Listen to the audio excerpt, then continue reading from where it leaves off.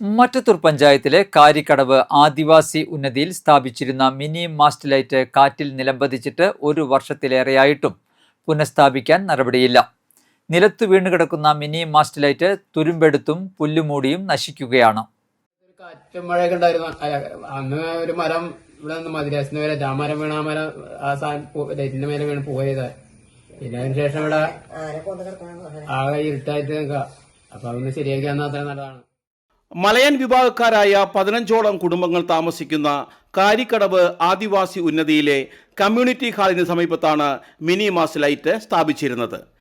C Raveendranath Puthukkad മണ്ഡലത്തെ പ്രതിനിധീകരിച്ച സമയത്ത് മണ്ഡലം ആസ്തി വികസന ഫണ്ടിൽ നിന്ന് അനുവദിച്ച തുക വിനിയോഗിച്ച് സ്ഥാപിച്ച ഈ മിനി മാസ്റ്റ് വിളക്ക് 2025 മാർച്ചിലുണ്ടായ ശക്തമായ കാറ്റിൽ മരം വീണതിനെ തുടർന്നാണ് നിലംപതിച്ചത്.